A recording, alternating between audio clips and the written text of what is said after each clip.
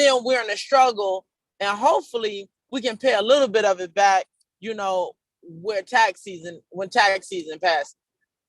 We've been doing it for years. So now what I'm saying is, even though we are the biggest consumers, 1.some trillion dollars, we're being the biggest consumers are concerned a year. And I think that's a year. I think that in this year, we can do things a little bit different and a little bit better. And that's not just for Christmas, but I would say going forward, where priorities are concerned. If we know we have $700 in the bank, let's not spend $300 or $400 on a baby's first year birthday party, because that's not really a baby's party. That's really the adult's party. Because 9 times out of 10, we invite more adults than kids anyway. But let's start thinking long term about what the decisions that we make today, how it's going to affect us and push us further or pull us closer to our goals. So a few things I want to talk about tonight. Feel free to ask questions about the mindset of a home buyer. Feel free to ask questions about what does the process look like from the beginning to the end as a first-time home buyer. Also, credit. What are some things that we can do to position ourselves where credit is concerned? Understanding what is Equifax, who is TransUnion, who is experienced. Do they work all together? Do they stand alone? On my credit card, how much can I utilize? What are the penalties if I max it out? If I do have a credit card, how much am I supposed to utilize? You know, we really want to answer in-depth questions, not just about real estate, but about how to position yourself to get the funding that you need and being able to learn how to leverage the funding to go forward. One of my favorite books, and I tell anybody, is The Richest Man in Babylon. If anybody can read that book, please read it. You can YouTube it. You can go on Amazon. You can, e-read. The Richest Man in Babylon it's an older book, and it has nothing to do with credit, but it has everything to do with shifting your mind where you have a better opportunity. So once you get a few gray hairs and you get older, you'll have some things that set up for you where you don't have to work as hard, and especially a lot of these labor positions. You can only do that for so long. So listen, our ears are open. I'm going to let Ms. Deborah introduce herself, and Ms. Simmons, introduce herself, and then we're going to go from there. Go ahead, Ms. Deborah. Wait, before you, Ms. Deborah, yep. Before you speak, let me press play to record. Okay. All right, all yours. Okay. Hello, everyone. My name is Deborah Schlager. I work for Associated Bank. I've been in the mortgage industry for 41 years. So any questions that you have, ask them, please, so you can get some information, and we can get you on the road to home ownership.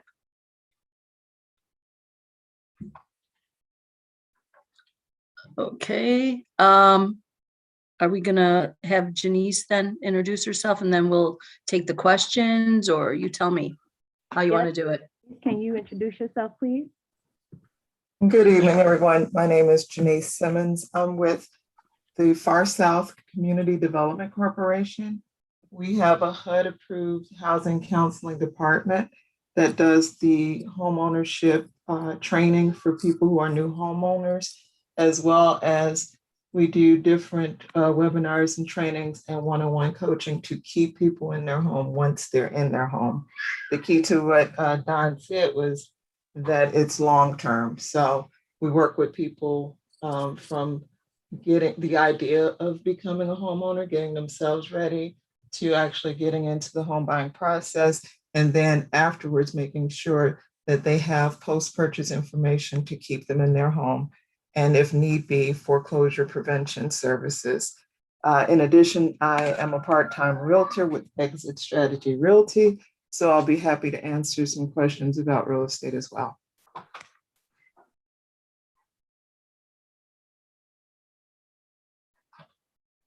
Yes, thank you so much for your introduction. I did get a question from one of our prospects.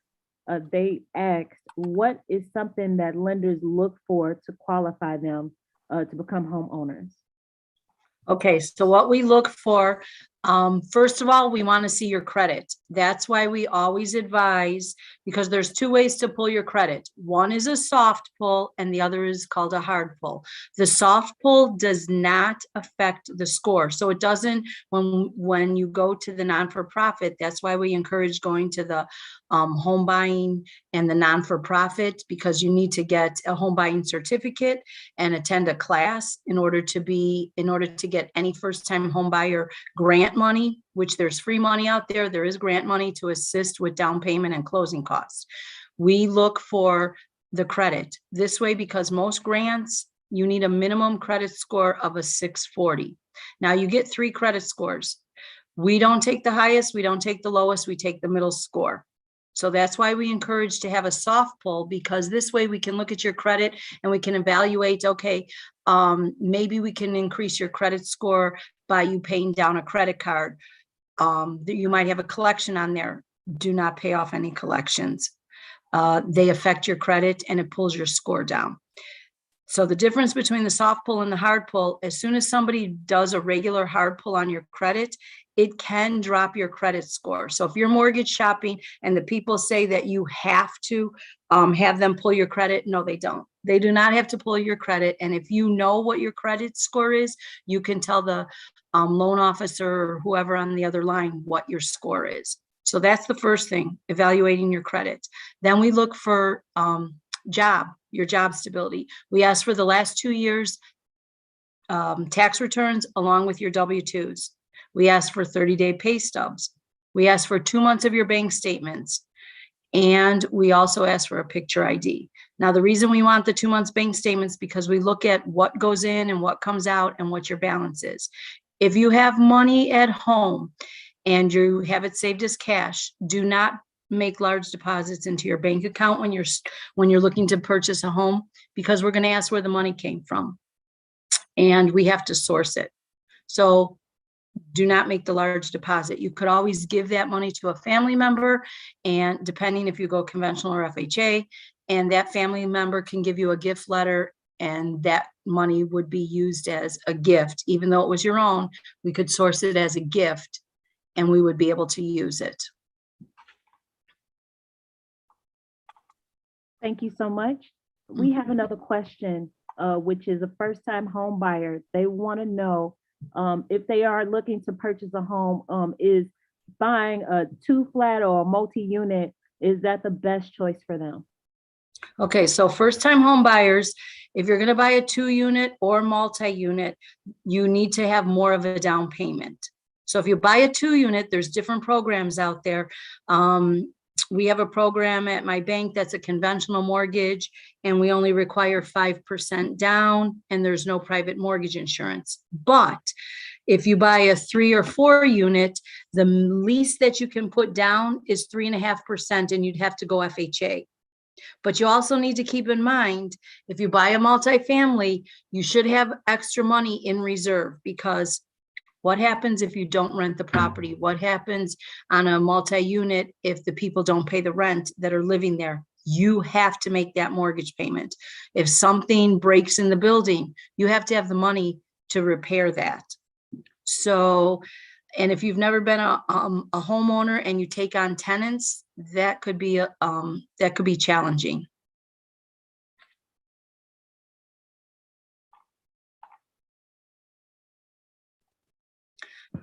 There's a question on here also about student loan debt.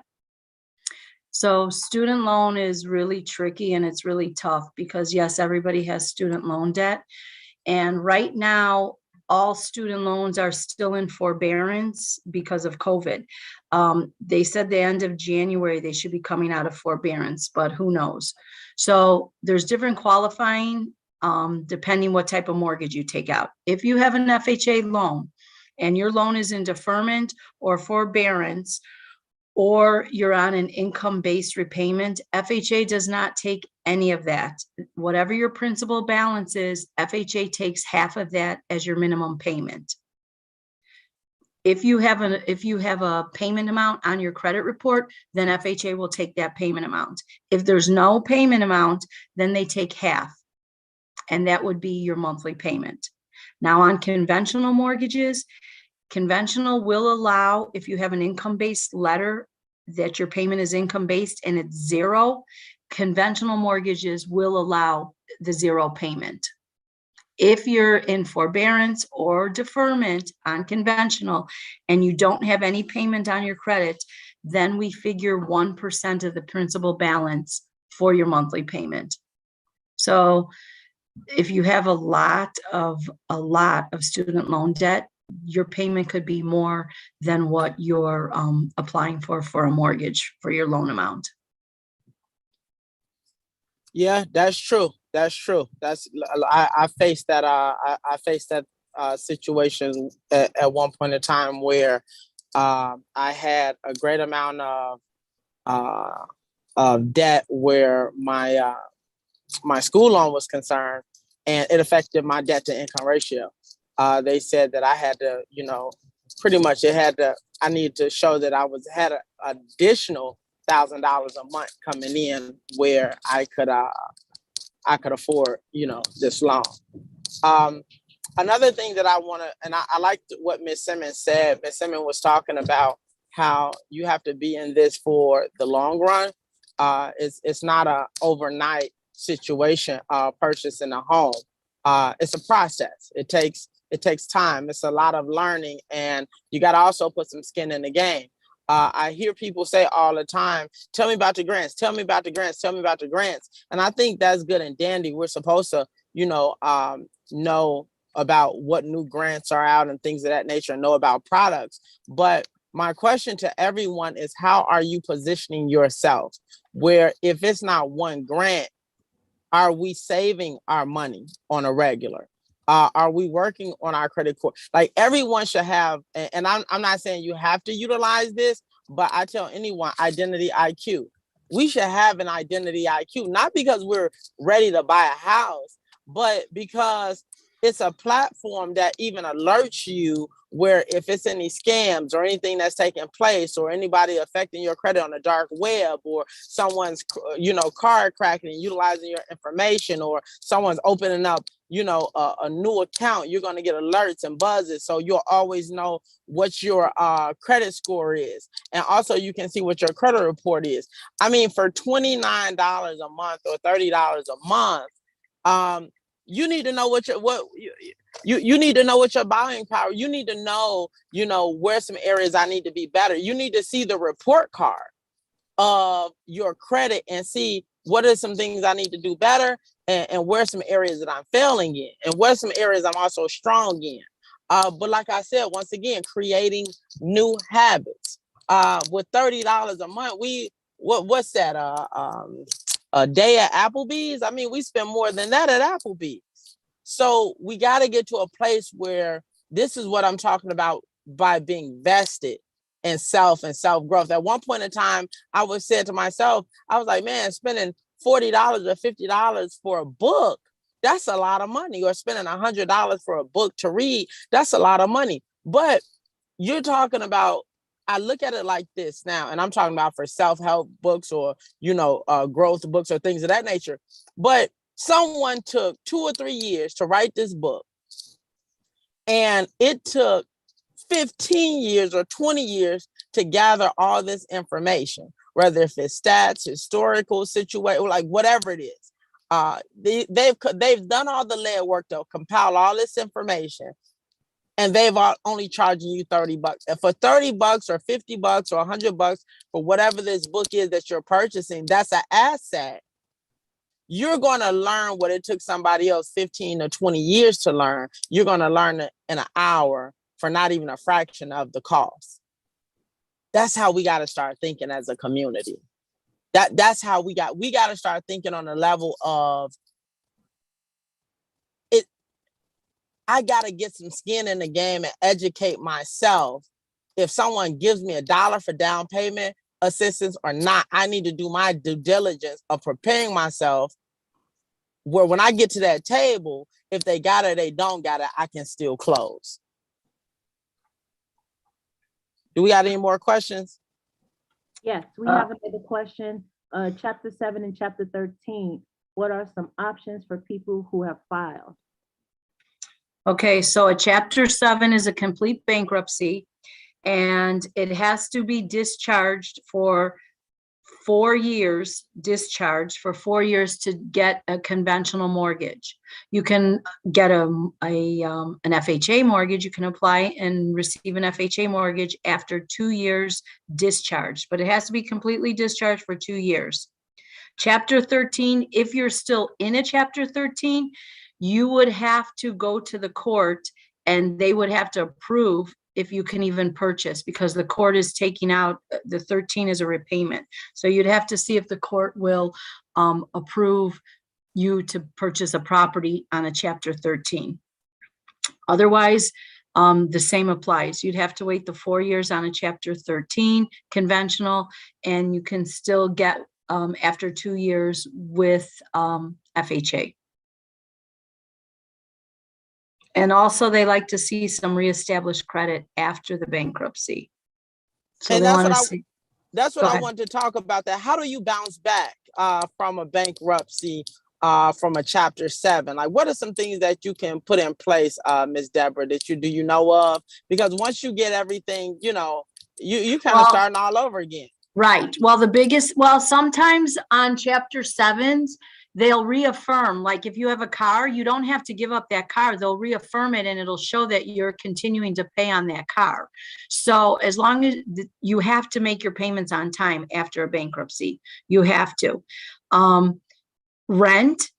So even if you pay, as long as it's not cash and it's either a management company or you pay by check, rent, we can use that as alternative credit to show that you've been paying on time.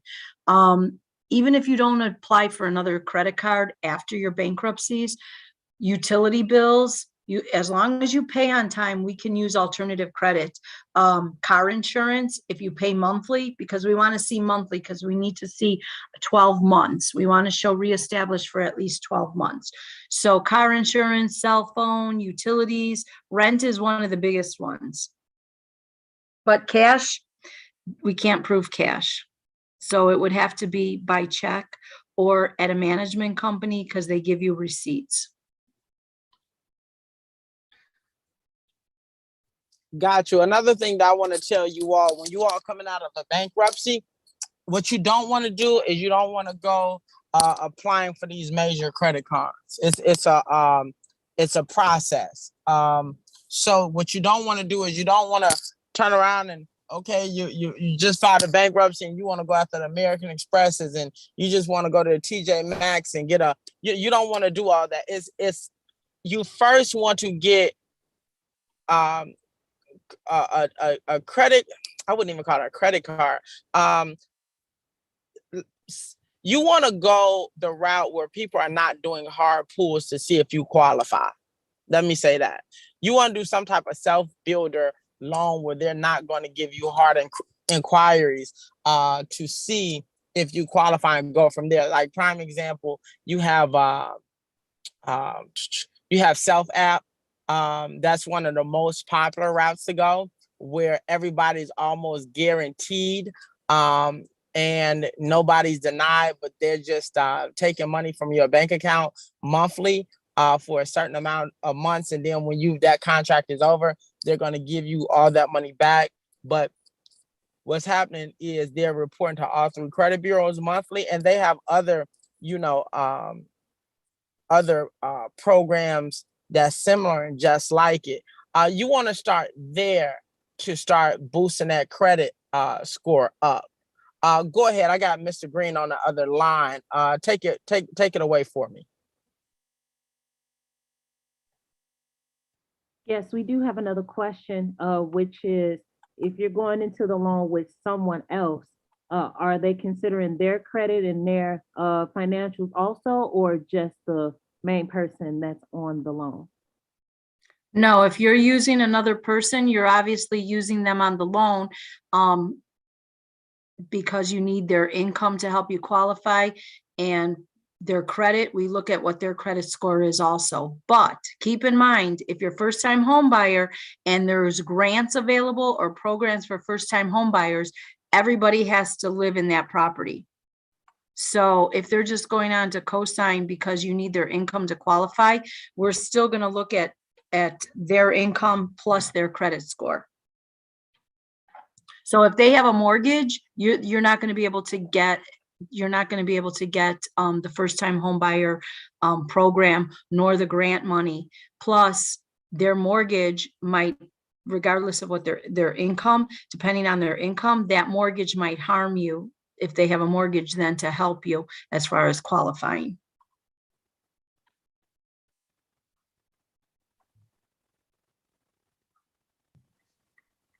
And also, go ahead, one other thing, it's usually best if you can do it on your own, because sometimes people put family members or other people on the loan to help them, and then they get into a disagreement or whatever. It's very tough if they helped you, to then get them off of the mortgage, because the only way you can take them off the mortgage, you can do, it's called a quit claim deed, but they're still going to be on that loan because the mortgage still reports on the credit.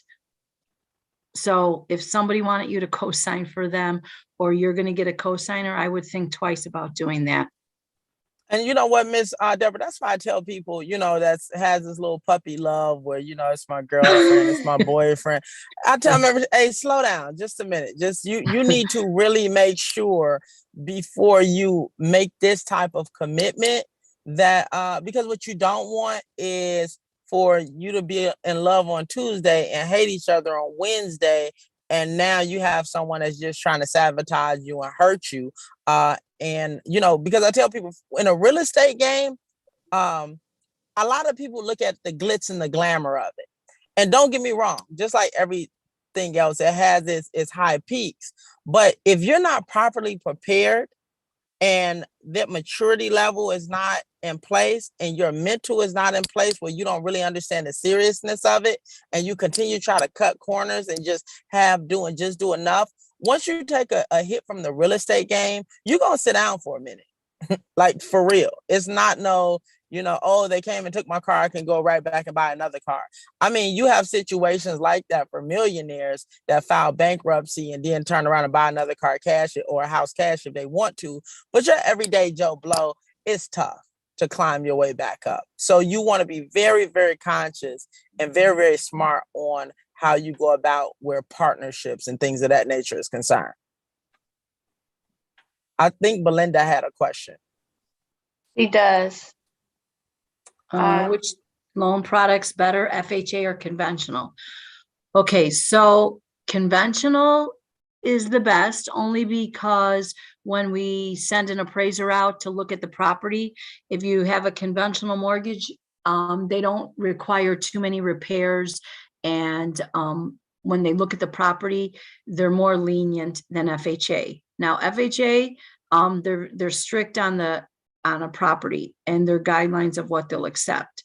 But FHA is a great tool if you had a bankruptcy. FHA is a great tool if you're going to buy a 2, 3, or 4 unit property, because they only require 3.5% down payment. Because to get a conventional mortgage on a 3 or 4 unit, you're going to need over 20% down if you went conventional. So with FHA, it's minimum down. But most grant money is available on conventional mortgages. FHA does have programs, IDA money, or IDA, but it's a fixed rate according to what they fix that rate to be, and their guidelines are a little bit stricter as far as qualifying. Thank you. We have another question, which is for the entrepreneurs. What's the best way for them to ready themselves for the home ownership process? For the self-employed? Yes. Well, for self-employed, most brokers, banks, we require 2 years of tax returns of your personal and or business tax returns. And we need to see that you've been in business for 2 years filing. using that income. So if you're a sole proprietor where you just file your regular tax return with a Schedule C, it's called, we need to see 2 years because we're going to average the last 2 years. And then we're going to ask you for an income and expense statement from January through now. We would ask you January through November because December's not up yet, to see that you're on target and making as much, if not more, than you did the prior years. If you file an S Corp or a partnership, we're going to need your business tax returns also. And we average the income. So whatever your gross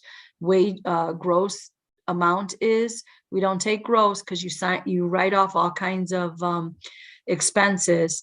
Some we can add back in, some we cannot. We go by the net and we average it for the last 24 months. Now, I know, Don, I know you guys have some programs for self-employed where you don't need the 2 years tax returns, correct? Yeah, we'll know more details and depths within the month because we got some new things rolling in. So on within the new year, we'll be laying those out. But what do you all have? Do you all have anything special? No, just the regular 2 year that you have to be self-employed for and for the 2 years they want to see it. Plus, if you're going to use your business account, we look at the last 3 months on the business account where you make deposits. So if you're going to use that, like your earnest money came out of your business account, that we look at those. And they don't take the highest, they take the lowest amount of what the average balance is for the 3 months. So if 1 month, the average balance is 10 and the other one is 7, and then the other one is 8, well, the smallest amount is the 7. That's what they're going to take. And I'm glad you said that, Ms. Deborah, because one thing I want, and this goes back to the mindset, and this goes back to also positioning yourself accordingly. Sometimes it's good just to get yourself in better habits.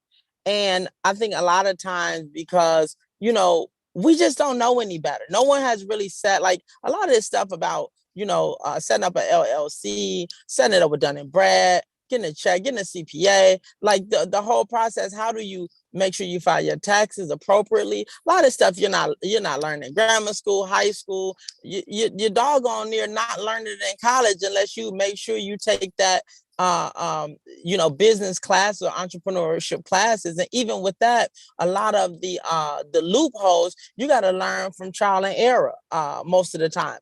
But the point that I'm making, I'm not poking you because you don't know. I'm poking you because we do have people out there that do know, but are not doing their due diligence of properly position themselves. So a lot of companies are making quite a bit of money, but you got money coming in from your personal cash app. You got people paying you cash. You got people Zelling you from your cousin's app and saying, send it here. So you are making the nice amount of money to be able to make these transactions. But the problem is you're not recording this money properly. So that's one thing we want to make sure going into the new year, that we have platforms set in place where you can capture all of the data that's truly taking place with your business. So if you are trying to purchase something as an entrepreneur, you can truly stand on your own 2 feet and do so.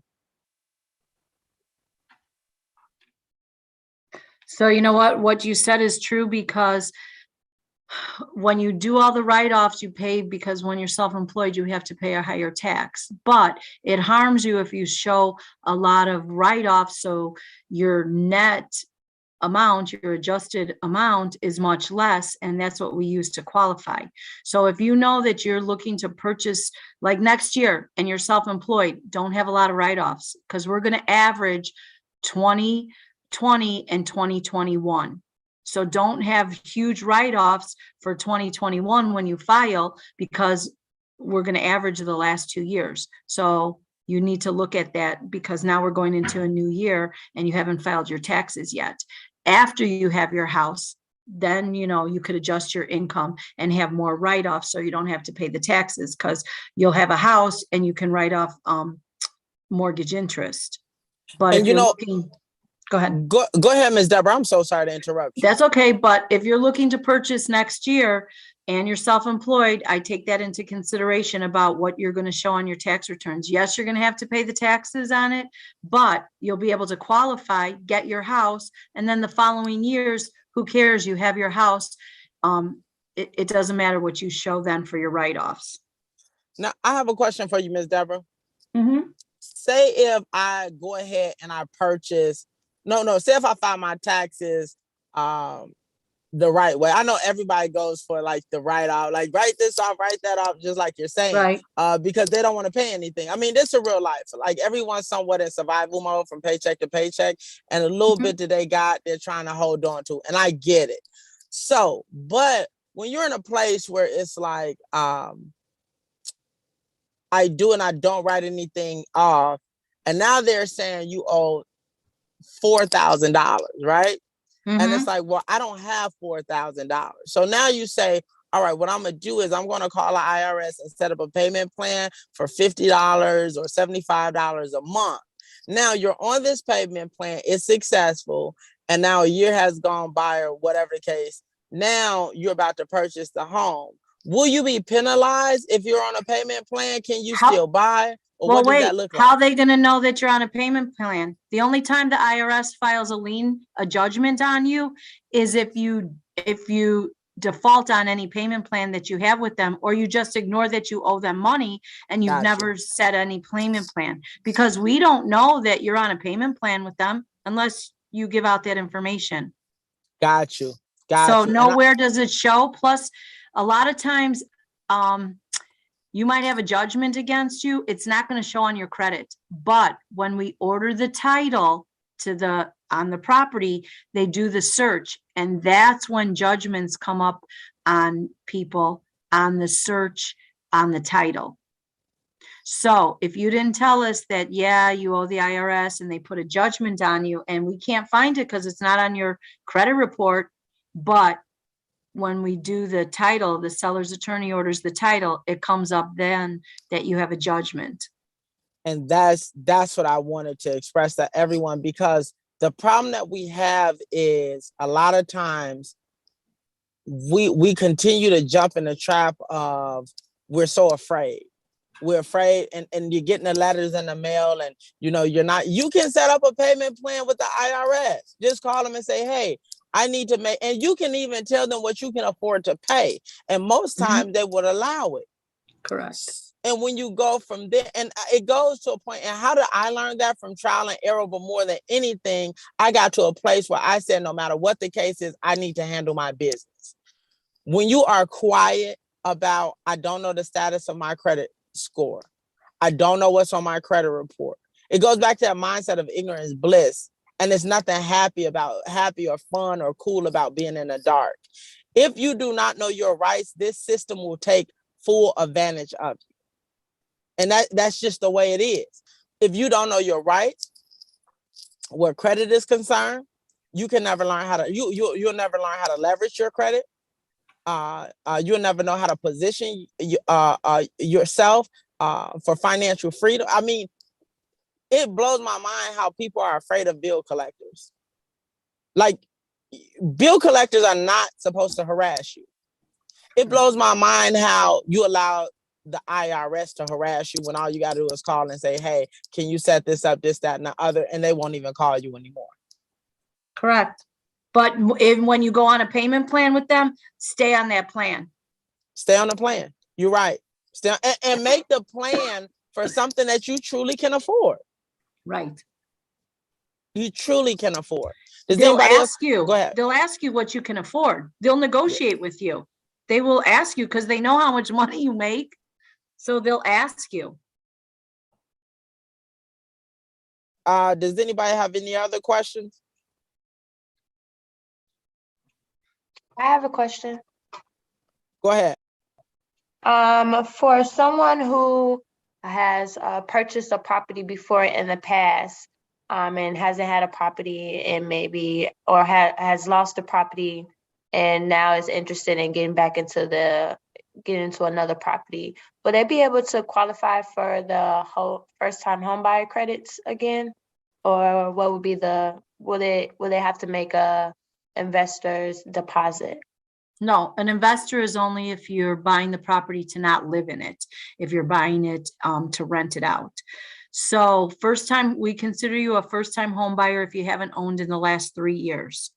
Now, if you lost a property to foreclosure, you can't buy another property for 7 years from the date of the sheriff sale.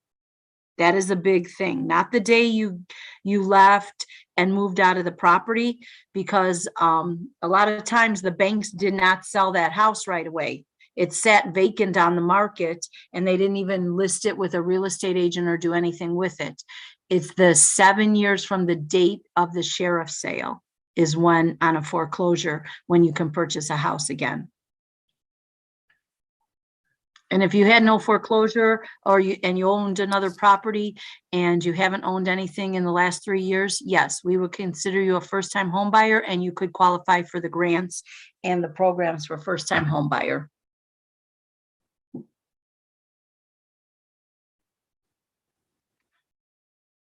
Awesome, thank you. You're welcome.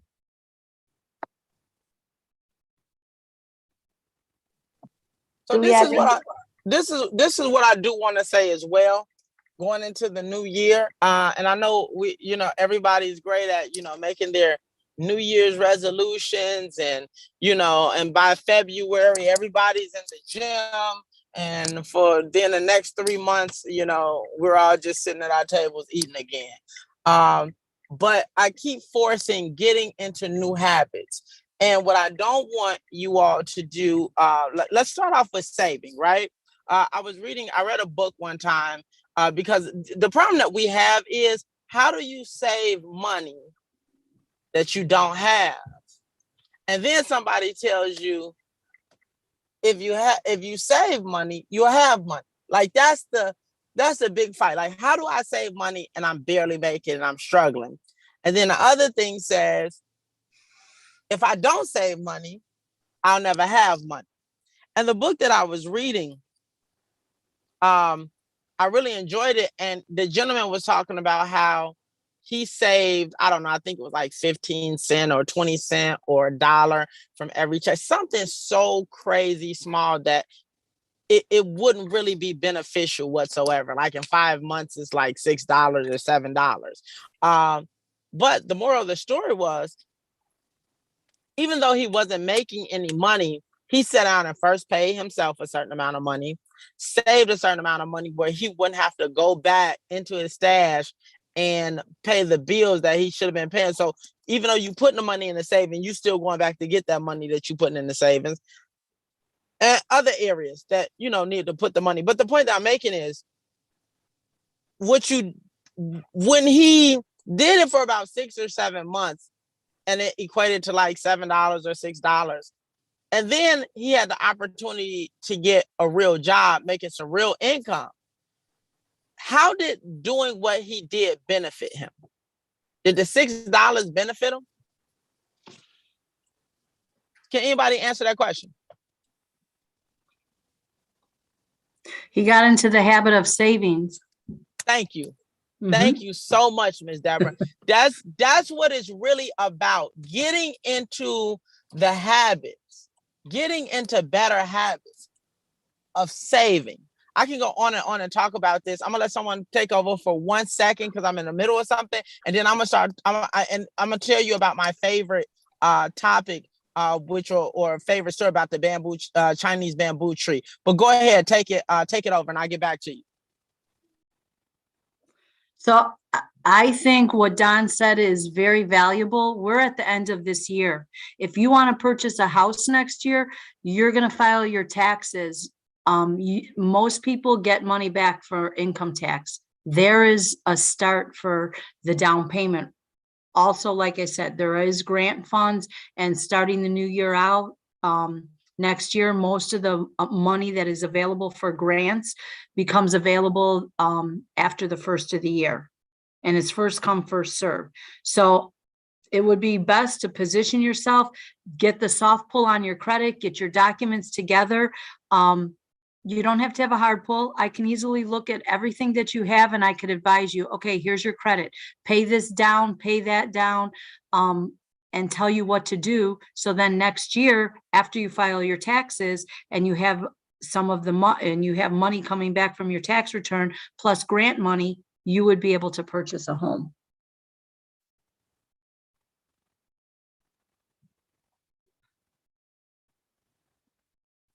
Yes, good stuff. That's and I'm gonna tell you, a year goes by fast. I can't believe that the pandemic started in what was it, 2019, 2020? Was it 2020? What was it? Now 2020. it's 22 2 years went by that fast. Like it's not waiting on anyone. And I'm gonna tell you, when people think about like, you know, this world is predictable. I would tell you, you say, well, what's gonna happen the next 10 years? Look at the prior 10 years. Like everything just continues to repeat itself. And some people say, well, I'm too old. Well, don't worry, you're gonna get older. Like for real. My parents say, just keep on living. Like you really need to do what you need to do to position yourself. So what I was talking about was the Chinese bamboo tree, and it's a story about how this tree can grow up to 100 feet tall, right? And what you do, the people that are, you know, growing this tree, they have to, you know, of course, put it into the soil, and then they have to water, and they water for 5 years. You have to water this tree for 5 years. I couldn't even imagine watering a plant for 5 years, let alone the tree for 5 years. So you water it for 5 years. And you don't even know, right here to the right. So you don't even know within that soil what's really taking place. Here you go, I'm sorry. You don't know in that soil what's really taking place. All you know is your job is to continue watering it for 5 years. Now, after the 5 years, it sprouts and it may grow 6 feet in the first 3 days. But this is my question before I go any further. Did the tree take 5 years to grow, or was it growing the entire time? That's like that.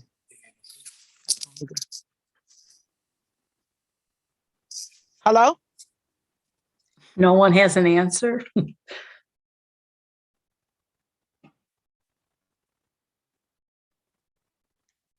Correct. It was growing the entire time. So the point that I'm making to you is what we're not understanding is everybody's looking at the sprouting, but nobody's paying attention to the rooting process. For it to grow 100 feet in the air, how strong does it have to root itself down? I mean, how deep does it have to go to root itself? And that's when you're talking about positioning yourself to purchase a home, or when you tell yourself to position yourself to be a businessman or a businesswoman. When you continue to read the self-help books, go through the process, teach yourself, educate yourself, be around the right mentors, you'll get to a place when real money comes, you understand that all money don't spend. So some deals you're going to turn down just based off different values. But if you don't have that rooting process where the foundational standards are concerned, you're going to take the home buying process as a joke. You're going to take relationships as a joke. You're going to take credit as a joke. Oh, let me swipe it, or let me go here. Yeah, pull my credit, pull my credit, pull my credit. And you got 40 or 50 inquiries. You're going to take it all as a joke.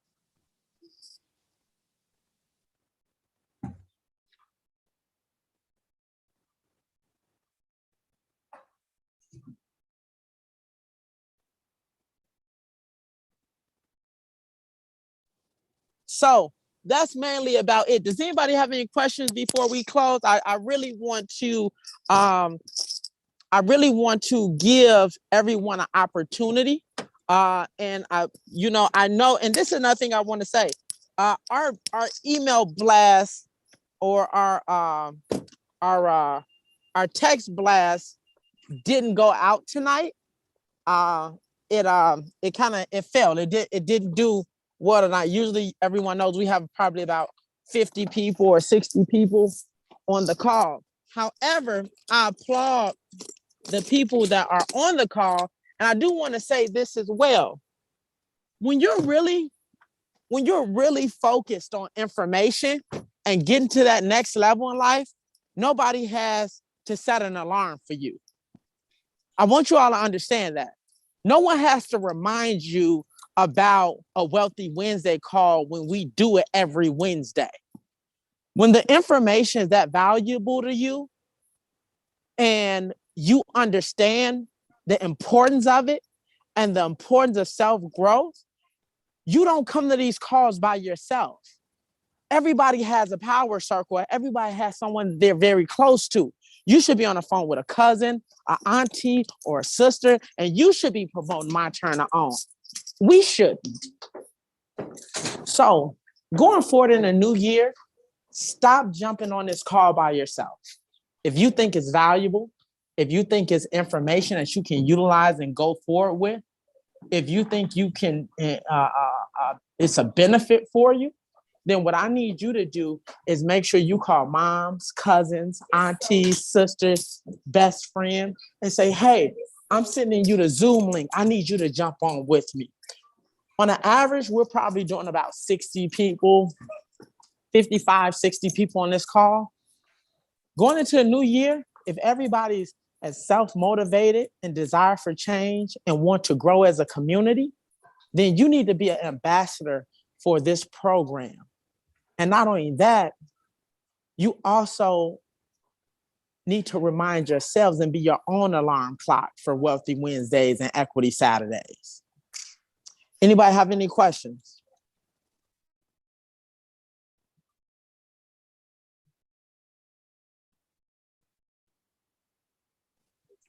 All right, it's 6:52. I want to tell everyone, thank you for jumping on this call. I appreciate you as always. Ms. Deborah, you want to give any of your information in case someone wants to reach out to you, ask you any questions? And also Ms. Simmons, when is the next time for your the next HUD class? Hi, Deborah did an awesome job of answering all the questions. Just wanted to remind you all that the HUD certified counselors are equipped to assist people like Deborah with answering those questions. As Deborah is pre-approving people and trying to get their final approvals and get them to closing, she can definitely help you to understand what you need to do. But then that person you can reach out to and call and text and email over and over would be your HUD counselor. Far South CDC has classes monthly that will give you that certificate that's required for most of the grant programs. Most lenders want to see that you've been trained. Our next class is on January 15th. It is a webinar.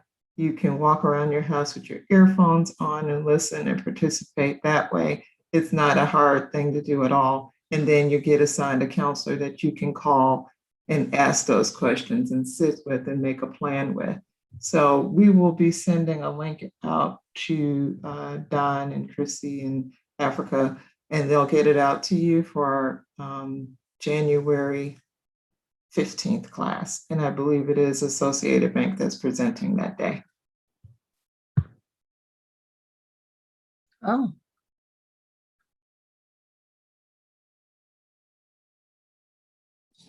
All right, sounds good.